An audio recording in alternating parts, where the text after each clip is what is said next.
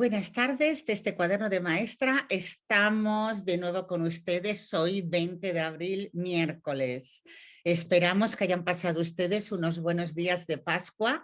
Nos ha hecho por casi toda España un tiempo espléndido y ahora en algunos puntos parece que vuelve el frío, pero ya es primavera. Tenemos que decirles que desde el 7 de abril nos falta David McKee. David McKee era el ilustrador y también escritor de literatura infantil y el pequeño Elmer, el elefante de colores, él era su autor, estará con nosotros para siempre.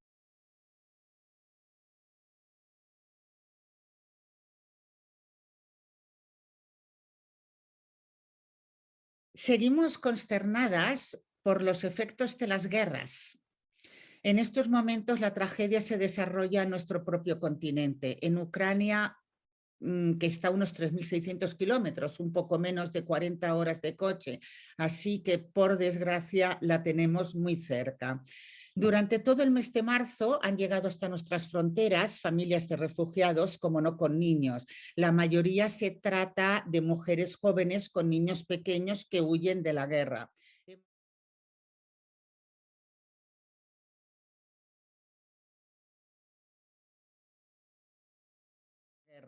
Hemos de decir que las autoridades de las distintas autonomías se han esforzado por atender a estos niños en sus derechos básicos, en educación, en salud y en seguridad. Desde aquí les animamos a ustedes a, si en el caso de que quieran colaborar, porque siempre necesitamos de la solidaridad, a todo no pueden llegar los gobiernos y necesitamos poner nuestra parte, pero por favor que lo hagan por los cauces adecuados. Bien, nos gustaría hacer algunas reflexiones sobre el tema de la llegada de los niños. La llegada de los niños a la escuela cada año es un reto educativo del que estamos recabando datos y creo que podríamos hablar más adelante. ¿Qué queremos decir con esto? Hace años era muy raro el cambio de colegio. En cambio, hoy en día, pues los cambios de colegio se suceden más a menudo. Los padres jóvenes, no tienen la misma seguridad laboral que teníamos nosotros. Sobre todo las madres jóvenes cuando se reincorporan al trabajo no tienen esa seguridad laboral. Por otra parte, también tenemos el problema de la vivienda. Es difícil llegar a adquirir una vivienda, no todos lo consiguen. Entonces podemos ver que tenemos mucha más movilidad escolar que antes. Primero, porque no hay la misma seguridad laboral. Segundo, por problemas de vivienda. También pueden influir las nuevas composiciones familiares y, por supuesto, también porque nos vienen niños de fuera. Entonces, de fuera me refiero, puede ser de distintas localidades que hayan cambiado de lugar de trabajo, estudio de los padres, de distintas autonomías o de distintos países. Esto porque lo nombramos. Hemos pedido algún dato y creemos que más adelante podríamos tocarlo, porque es un reto educativo. Es decir, antiguamente un niño empezaba el curso en septiembre y acababa en junio, y era raro que no siguiera en la misma escuela. O sea, la mayor parte de los niños pues cambiaban 2 veces, como mucho 3 de escuela, y algunos ni siquiera cambiaban. En cambio, en los últimos 15, 20 años observamos que en cada clase, aparte de los niños que vienen a principio de curso, que hay un intercambio, cada año se van unos niños y llegan unos nuevos, vienen a mitad del curso como 2 niños por clase. Evidentemente, los recursos han de ser diferentes, porque es nuestra obligación como maestros atender a los niños que llegan para que no pierdan meses de escolaridad, pero también tenemos que velar porque no sea interrumpido la marcha escolar de los niños. Ahora vamos a hablar de los niños que vienen fuera de nuestras fronteras. No disponemos de todos los datos de llegadas de niños a nuestro país, pero sí que conocemos los de Barcelona ciudad.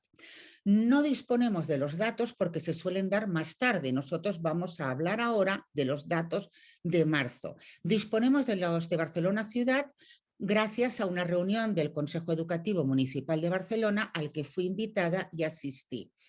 Como pueden ver ustedes, cada año llegan 5.000 niños. Este es un dato significativo y es un reto para las escuelas de la ciudad. Piensen que quiere decir una media de 416 niños nuevos en una ciudad que son distribuidos por las escuelas. Hasta ahora, la mayoría de los niños que han llegado han sido de Bolivia, de Honduras y del norte de África, a través de Marruecos. Normalmente vienen de zonas de conflicto, luego también vienen en unas condiciones peores que por lo tanto hay que ayudar. Ahora vamos a hablar de la incidencia de la guerra. Para que podamos ver lo que es una incidencia de una guerra, y esta además está cercana a nosotros, si hemos dicho que cada año llegan unos 5.000 niños a una ciudad de Barcelona, piensen que este dato es de Barcelona, pero es paradigmático, o sea, es un ejemplo que podemos aplicar a todo el estado. Bien, en marzo esta cifra aumentó a 600 nuevos niños, de los cuales el 20% procedían de Ucrania. Y no se puede saber todavía, se acabará sabiendo, pero no se puede saber todavía, que a estos niños, de los 600 nuevos niños, de los cuales el 20% eran de Ucrania, hay que añadir los niños que quedaron atrapados en España, porque no podían volver a causa de la guerra. Y son más de los que parecen, porque había eventos deportivos en los cuales los niños habían viajado, algunos que los habían enviado aquí a estudiar y eran menores, o bien familias que estaban de vacaciones y quedaron aquí atrapadas. No olvidemos que España es un destino turístico, pero vamos a dar por buenos el 20% de Ucrania. Todas las personas que llegaron en marzo, adultos y niños, vinieron por sus propios medios. Esto quiere decir que en mayor o menor medida tenían medios para venir. Llegaron en autobuses, trenes o coches particulares. Decimos esto porque la Cruz Roja ha hecho un gran esfuerzo y estableció y tiene todavía puestos de vigilancia en las estaciones de trenes y de autobuses para que cuando les ve llegar les puede atender y ofrecer su ayuda y la de las autoridades. Se teme que a partir de ahora lleguen en peores condiciones. Ahora también podemos ver los datos o cuál es la problemática de una guerra, cuál es el efecto tan negativo en las vidas de los niños en la guerra, con los datos de la Dirección General de Atención a la Infancia. En La Vanguardia, que es un periódico local de Barcelona, pero que se lee en toda España, en La Vanguardia del 12 de abril se publicaron datos de la DGAIA, que es la Dirección General de Atención a la Infancia. Esta Dirección General de Atención a la Infancia en Cataluña se ocupa de los niños que llegan solos, son menores no acompañados, también con condiciones familiares que así lo indican. No siempre los alojan en residencias, pueden alojarlos con su misma familia y atenderla externamente, pueden alojarlos en familias de familiares, en casas de familiares, familias de acogida, de voluntarios y ya en última instancia en residencias. Como pueden ver en este gráfico, la cifra de niños acogidos en el año 2019 era de 199.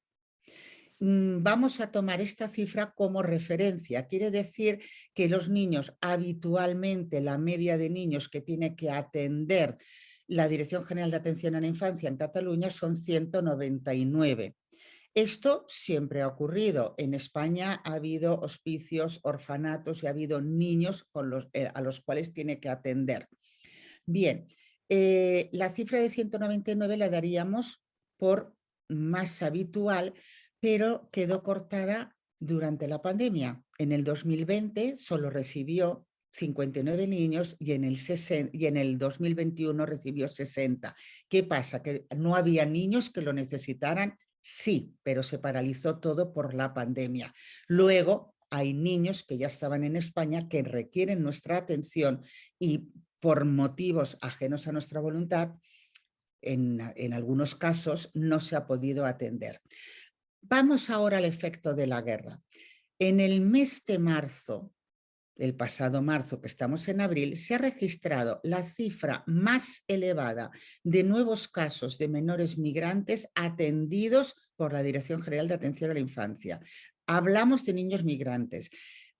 En marzo se atendieron 332 casos, de los cuales 203 son ucranianos, más de la mitad.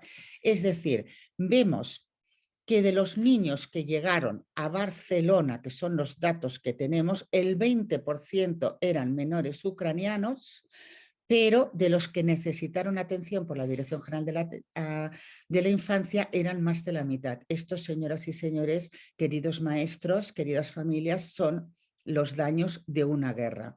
Se espera una segunda oleada de refugiados a finales de mes y, como hemos dicho, pues tristemente se prevé que lleguen en peores condiciones. Hoy la mascarilla deja de ser obligatoria para el alumnado en centros escolares. Sigue vigente y se mantiene en el transporte escolar.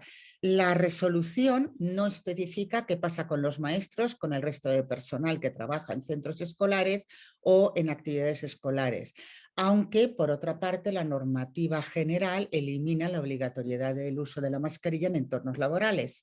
Veremos cómo se va especificando en los próximos días estos datos. Esperamos contárselo en nuestro próximo programa. También les queremos decir que a finales de esta semana es la feria del libro, bueno, el día del libro más importante al que tenemos más cariño. Será el día de San Jorge. Se celebra Cervantes, se celebra a Shakespeare y se celebra San Jorge en el Reino de Aragón o San Jordi en Cataluña, e intentaremos en ello pues salir a la calle para poder vivir ese ambiente y comunicarles de algunas actividades. Esperamos verles en nuestro próximo programa. Nada más, vamos a hablar ahora del sumario. A continuación van a ver ustedes a Ana Teberoski. Continuamos con el análisis de cuentos, pero en este caso nos vamos a dedicar a la fábula. Ya tocaba y ya nos gustaba, aquí hay que empezar a tratar de todo. Después de Ana Teberoski van a asistir a ustedes a una entrevista con el doctor David Pujante. El doctor David Pujante es catedrático de oratoria y nos va a hablar pues de la necesidad de la lectura y de cómo se preparan los futuros profesores de la ESO y de bachillerato para enseñar lengua. No duden en hacernos llegar sus comunicados si quieren que hablemos de algún tema en la medida de nuestras posibilidades, que nos digan pues si les está gustando el programa, qué parte les gusta, qué les gustaría tratar. Bueno, y por supuesto, no duden en compartir con sus amigos, con sus familiares, con sus colegas, si lo creen interesante. Hasta pronto, dentro de unos minutos volvemos con ustedes.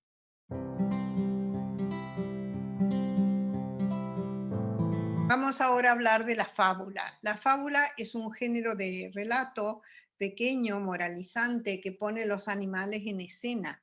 El término viene del latín y hace referencia a una narración de advertencia, un ejemplo didáctico que plantea un dilema, un enigma de tipo moral.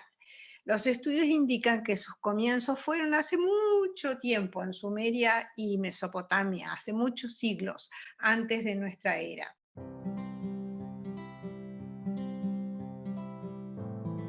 El primer autor más reconocido de las fábulas es Esopo, pero luego vinieron muchos fabulistas que repitieron, digamos, los primeros temas de Esopo. Y en este momento ha cobrado una nueva vida y ahora tenemos nuevamente historias y fábulas, digamos, en el tiempo presente.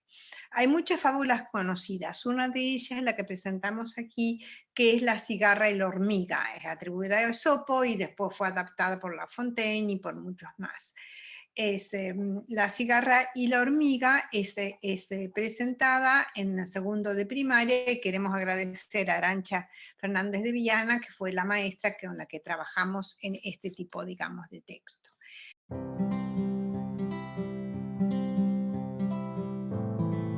La fábula es un género didáctico, dijimos, que enseña una lección moral de comportamiento humano, sobre temas diversos, sobre problemas de tipo humano, sobre la arrogancia, la mentira, los celos, los vicios, las estafas, el uso del poder, etc.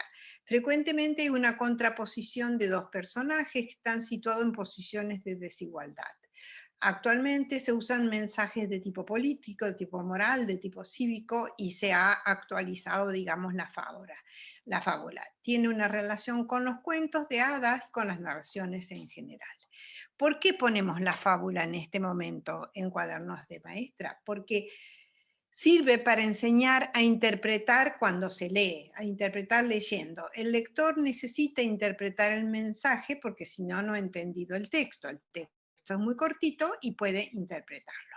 Ahora vamos a explicar un diálogo que se realizó en segundo de primaria con esta profesora, la Arancha, y para que vean cómo los niños de segundo pueden entender las fábulas. La maestra, la profesora dice, vamos a empezar a leer una fábula. ¿Se acuerdan que hemos hablado de la fábula? Y sí, los niños dicen, sí, son cuentos cortos. La profesora dice, son cuentos cortos, ¿y qué más? Los niños dicen, son cuentos de animales. Normalmente son cuentos de animales, dice la profesora. Y los niños dicen, muchas veces sale el zorro, sí, muchas veces sale el zorro, y la ardilla, y también salen otros animales. ¿Y que para qué sirven? Dice la profesora. Siempre enseñan a hacer algo, dicen los niños. Siempre enseñan a hacer algo y los niños dicen lo que está bien en el hacer, lo que está bien y lo que está mal. Entonces la profesora ya comienza a hacer la lectura de La hormiga y la cigarra y dice, la cigarra dice siempre descansaba, dicen los niños, y otra niña dice sí, y la hormiga trabajaba. Las hormigas trabajan y trabajan mucho, trabajan y trabajan. Pero dice otro niño, la cigarra no trabaja ni en invierno ni en verano, dice, y después se muere de frío. Los niños dicen, en cambio la hormiga es muy trabajadora. La profesora dice, ¿cómo lo sabes a toda esta historia? Una niña dice, porque eso lo leí en la biblioteca. ¿Lo has leído? Sí, lo he leído en la biblioteca, dice la niña de segundo de primaria. La profesora hace la lectura en voz alta y luego viene el discurso, digamos, en clase sobre la interpretación. Dice la profesora, ya que todo el verano cantabas, ahora tendrás que bailarlo. ¿Por qué tendrá que bailarlo? Pregunta una niña. ¿Qué significa eso? Y entonces otro niño dice que baile también todo el verano. Dice, como que estaba ya tan tranquila, dice un niño, allá estaba cantando sin hacer nada, ahora no tiene comida y lo único que puede hacer es bailar. Significa que tendrá que aguantar, dice otro niño. Luego hablan del título y entonces los niños dicen, este es la cigarra y la hormiga, y la profesora pregunta quiénes son los personajes y entonces los niños dicen, en casi todos los títulos de las fábulas salen los personajes. En todos los títulos salen los personajes, dice la profesora, en casi todos, dicen los niños. ¿Y dónde ocurre esta historia de los personajes? Entonces los niños dicen, ocurre en el bosque. ¿Y qué es lo que cuando ocurre? En invierno y en verano, dice, era una tarde de verano, pero también puede ser en invierno. Y entonces dice, ¿qué es lo que pasa con los personajes? Pregunta la profesora. Y una niña dice que una hormiga es muy trabajadora y en cambio la cigarra es muy cantora, contesta otro niño. Es una alegre cigarra que canta todo el día. En cambio la hormiga es trabajadora y la cigarra alegre y cantora. Luego comentan que el discurso de los personajes se nota, se dan cuenta porque llevan los guiones y entonces tienen esa rayita, por eso se dan cuenta quién habla. ¿Y qué nos enseña? Pregunta la profesora. Dice que nos enseña que cuando trabajamos tenemos recompensa, dicen los niños. Y cuando trabajamos podemos tener esa recompensa, en cambio la cigarra que no había trabajado, dice, no tenía esa recompensa. En resumen, dice, es que la hormiga sí trabaja y tiene recompensa, en cambio la cigarra no. Este tipo, digamos, de texto, la fábula, es didáctico. ¿Por qué? Porque hay un conocimiento previo por parte de los alumnos en el sentido de que es tema cultural. Todos comentan o se conoce los temas de las fábulas. Es un conocimiento sobre el género, como hemos visto, los personajes son animales, pero en el título están los personajes, ellos saben cuáles son las características, no tiene mucha dificultad de interpretación porque hay una historia, hay una narración, hay una historia y una moraleja, por eso es tan corto. Y los niños pueden tener conocimiento de la forma, porque dicen los títulos de las fábulas están los personajes. Como hemos visto, este tipo, digamos, de texto puede ayudarlos a los niños y ayudar a la profesora a llevar, digamos, la lectura del texto hacia el tema de la interpretación. Claro, una fábula si no se interpreta es que no tiene mucho sentido, digamos, es el tipo, digamos, de texto que puede dar lugar no solo a una lectura literal, sino también a una comprensión e interpretación de lo que quiere decir. Eso es lo que queríamos comentar con vosotros y por eso hemos elegido la fábula.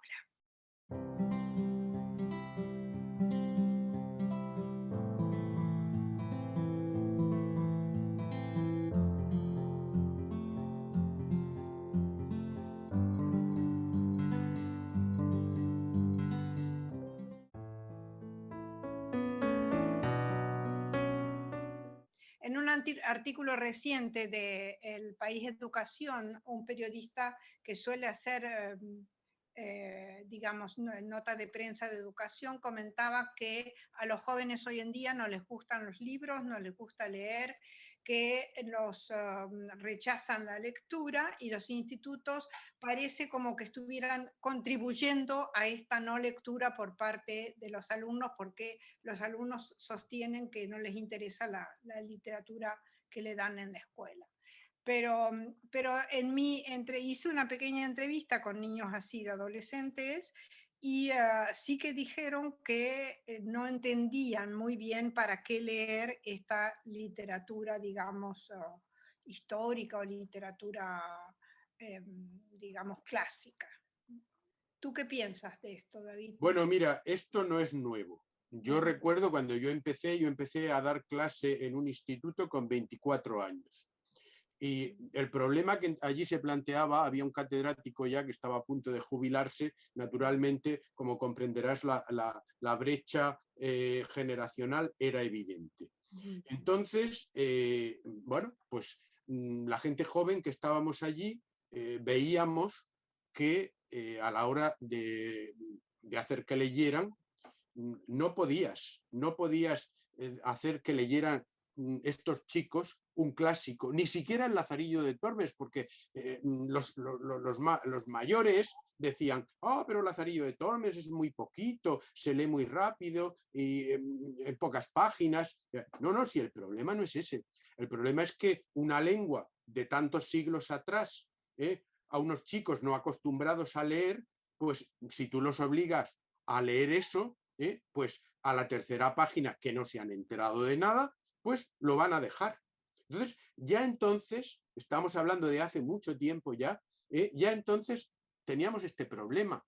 El problema yo creo que sigue existiendo porque yo he leído también ese artículo al que tú has hecho referencia, y es que ahora mismo hay profesores todavía que se empeñan en que lean chicos de 15, de 16 años a los clásicos, así a las bravas. Y esto es imposible.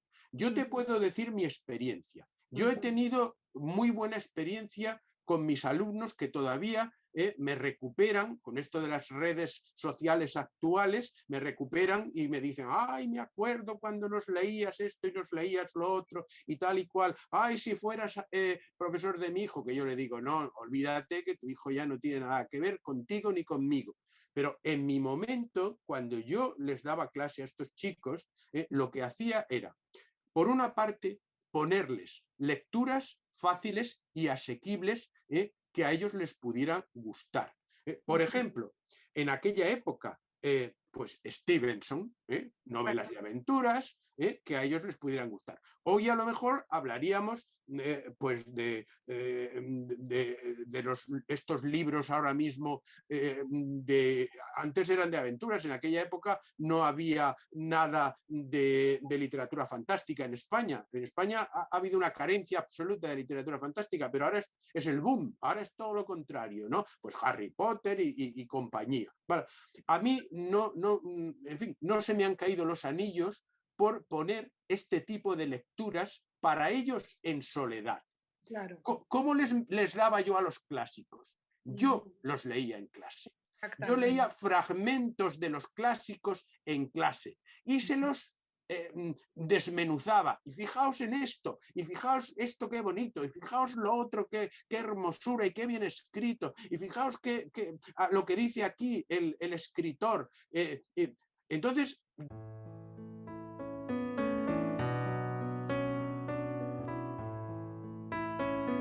de esa manera, entusiasmándolos tú desde tu lectura, podían entrar en los clásicos, pero no en un clásico completo, porque yo siempre he sido partidario de la lectura por intención, no por extensión. ¿A mí de qué me sirve que se lean el Quijote entero? No me sirve de nada si no queda ninguna semilla en ellos. Sin embargo, si yo les leo un capítulo, un solo capítulo, y les hago comprender la grandeza de Cervantes, les hago que se diviertan, que se rían con las ocurrencias cervantinas, ya con eso han entendido a Cervantes con un capítulo mejor que si se leen por narices el Quijote entero. La lectura por intención, no por extensión. Esa ha sido siempre, siempre mi base.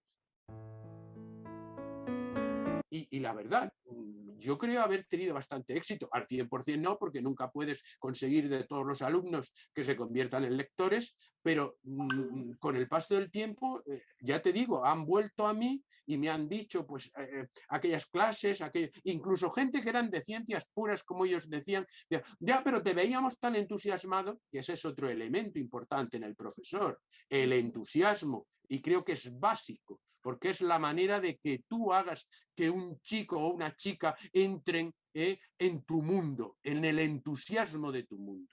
Claro. Bueno, o sea que en resumen, tú eres defensor de la lectura por parte del adulto. La lectura siempre ha sido un éxito. Mira, te puedo decir, incluso en la universidad he tenido alumnos, cuando yo estuve primero en Galicia y luego ya me vine a Valladolid, se vinieron 8 alumnos aquí a estudiar conmigo, desde allí, desde Galicia. Para mí todo un éxito. Pues estos que se vinieron y con los que tuve una relación mucho más cercana, siempre me decían, ¿sabes lo que estábamos esperando con auténtico interés? El día, yo tenía daba teoría de la literatura y tenía 3 días clase de teoría de la literatura. Y un día lo dedicaba a la lectura. Yo leía un poema y lo interpretaba. Yo leía un cuento y lo interpretaba. Cogía fragmentos que fueran, en fin, que pudieran tener una unidad. Y siempre me decían lo mismo. Estábamos esperando como un santo advenimiento el día que nos leías. Era el día mejor para ellos. Claro, porque lo que pasa es que tú lo que hacías es presentarte como un modelo lector, como un modelo de lector. ¿Sabes lo que yo considero? Que se habla mucho de lectura, de comprensión lectora, de todo este tipo de conceptos, pero no de lector. O sea, tú tienes que transmitir lo que es un lector, porque sin transmitir lo que es un lector, la lectura puede ser solo decir lo que está escrito y se ha acabado. En cambio, si tú das un modelo que puede leer e interpretar, tú estás evidentemente estás enseñando una clase de aquellas que, claro, que vale la pena magistralmente, ¿no? Claro, yo lo que les hacía es meterse en mi lectura. Yo hacía mi lectura y decía, fijaos en esto y fijaos en esto otro. Por ejemplo, yo les leo. Te voy a poner un ejemplo que lo he utilizado muchas veces. Yo leo un poema de Federico García Lorca que empieza: ajo de agónica plata, la luna menguante. Entonces, de ajo de agónica plata, la luna menguante pone cabelleras amarillas a las amarillas torres.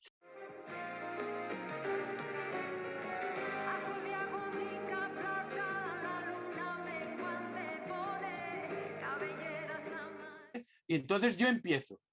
Fijaos qué modernidad la de García Lorca, utilizar un ajo como metáfora de la luna, ajo de agónica plata la luna menguante. Esto es un atrevimiento absoluto por parte de un hombre, un poeta moderno, modernísimo. Ya no son las ninfas del Tajo y todas aquellas cosas de las metáforas tradicionales, no.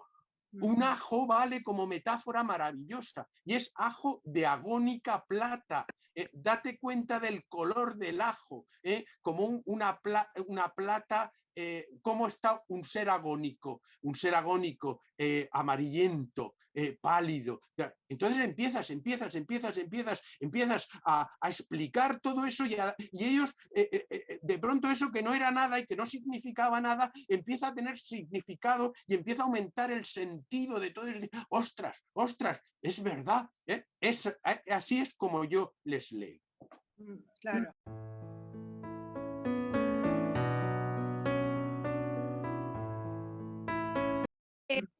Que David Olson, que es un teórico de esto, de la lectura y también es evangelista, y yo creo que por eso tiene esta pasión, digamos, de la lectura.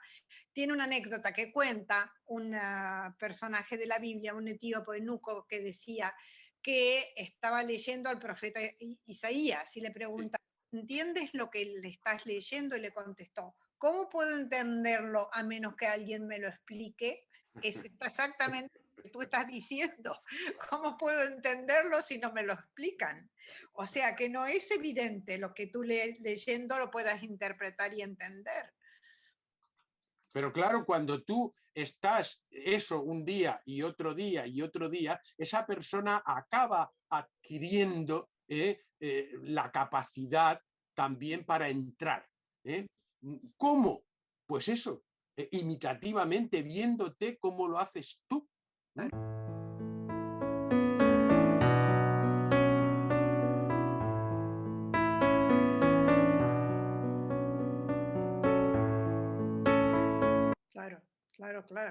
Claro, el gran problema ahora mismo, Ana, Pili, el gran problema que hay es que, y perdonadme porque, en fin, voy a echar piedras a mi propio tejado, es que muchísimos alumnos míos no leen nada, alumnos de la universidad. Sí. Van a verme al despacho y yo les pregunto, ¿y qué estás leyendo ahora mismo? No estoy leyendo nada, no, tal. O a lo mejor leen una novela y les pregunto, ¿y poesía leéis algo? No, porque no lo entendemos. ¿Cómo un alumno de tercero de grado, que el año que viene va a ser ya graduado y que dentro de un par de años va a estar dando clase, me dice que no lee poesía porque no lo entiende? Bueno, yo creo justamente que uno de los déficits más grandes de la formación de profesorado es justamente ese, el no convertirlo en lector al profesor. Porque si el profesor no es lector, ya me dirás cómo va a enseñar lectura. Y si no enseña lectura, digamos, todo se adquiere por la lectura, ¿no? Claro. ¿A mí de qué me sirve que se sepan 40 obras de Lope de Vega, de teatro de Lope de Vega, si no han leído jamás una jornada de una obra de Lope de Vega, ni han entendido cómo escribe Lope de Vega?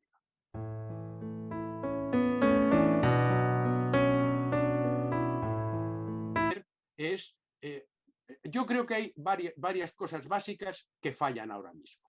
Naturalmente, la lectura comprensiva, el entusiasmo por la lectura, y luego la capacidad de tú expresar eso que has leído.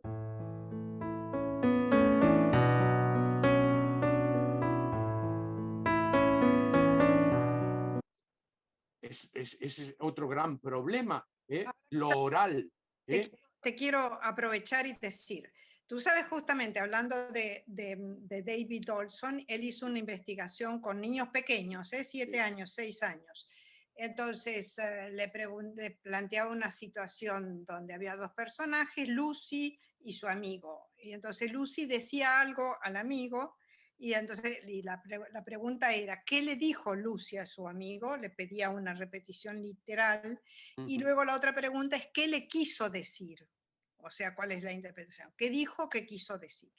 Esas dos, esa diferencia que dijo que quiso decir es muy precoz. O sea, el niño sabe cuando la madre le dice, cállate, ¿no? O cállate, o sea, él sabe, porque la cuestión de la intencionalidad del otro es muy, muy precoz, y la intencionalidad en lo presencial se capta inmediatamente, pero no se transfiere a la lectura, a lo leído. Entonces, esa pregunta, ¿qué dice aquí en el libro? ¿Y qué quiere decir?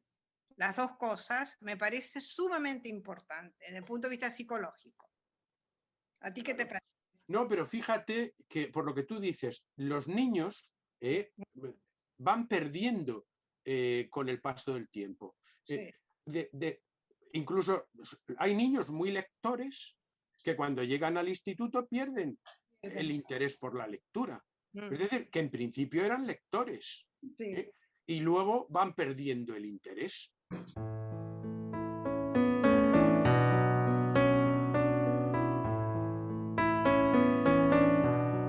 Luego, algo está fallando en la enseñanza, no cabe la menor duda. Sí. En la enseñanza, porque en la enseñanza y en la sociedad en la que esos niños se están integrando con el paso del tiempo. Con todo eso, claro, influye mucho este mundo en el que estamos ahora mismo de desatención o de atención múltiple. Los que están en esto, están en lo otro, van de aquí, van para allá. Eso no, la atención lectora es enfocar precisamente.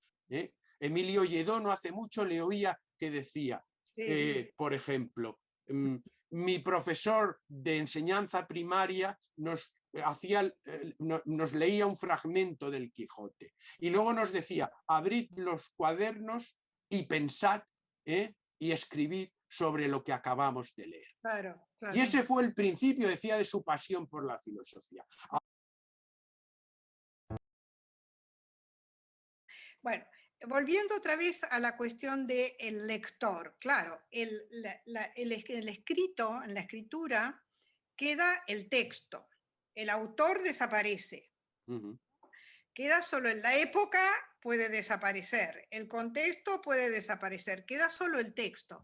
Si no hay un lector, como tú dices, que ponga eso en vivo, que teatralice eso, que dé una explicación, será imposible para el niño interpretar, ¿no te parece? Totalmente. Por eso te digo que yo siempre he sido partidario de a los clásicos leerlos fragmentariamente e interpretativamente.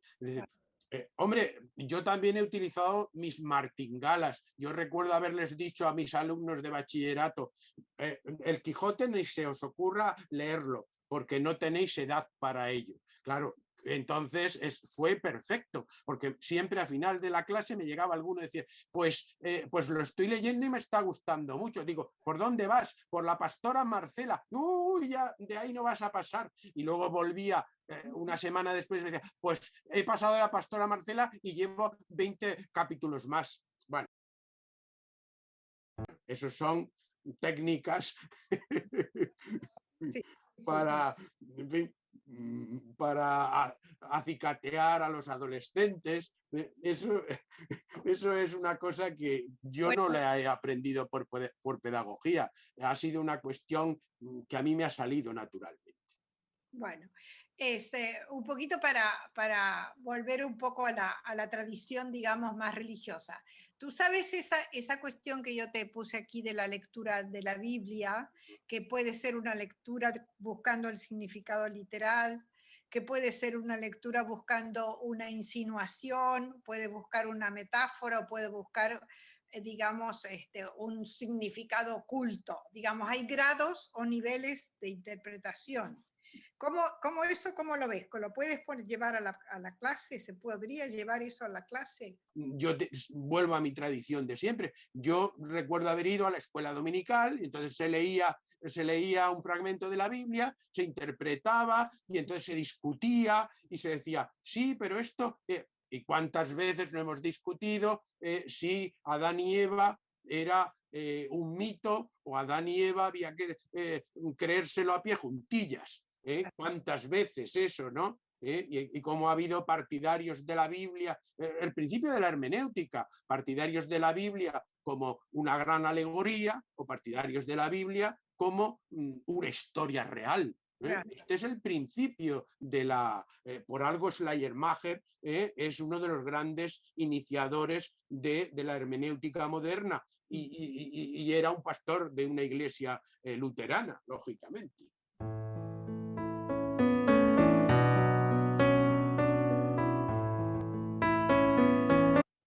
Claro, claro. Bueno, ¿qué le recomendarías a los profesores para esto, para ayudarlos? Yo dentro de mis cursos tengo de pronto 4, 5, 6 que sé que van a ser unos extraordinarios profesores. Todos esos son lectores, son entusiastas, y sé que van a saber por dónde entrarle a los alumnos. Entonces, ¿qué les puedo recomendar? Yo lo único que puedo recomendar es lo que he hecho siempre. He buscado en el momento las lecturas que les puede gustar a los alumnos. He usado cualquier técnica para que me lean. Yo no me ha importado utilizar la literatura que fuera con tal de entusiasmarlos y meterlos en mi mundo lector.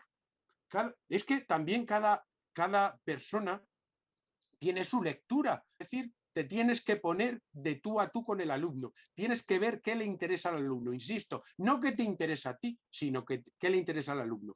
Vale, ok. Sí. Entonces, yo quiero que quede esto claro. El profesor modelo de lector. Profesor como mediador de alguna manera para que pueda aprender a interpretar. Claro. Estoy haciendo un poco de, digamos, de pedagogía, pero es porque quiero que quede el mensaje.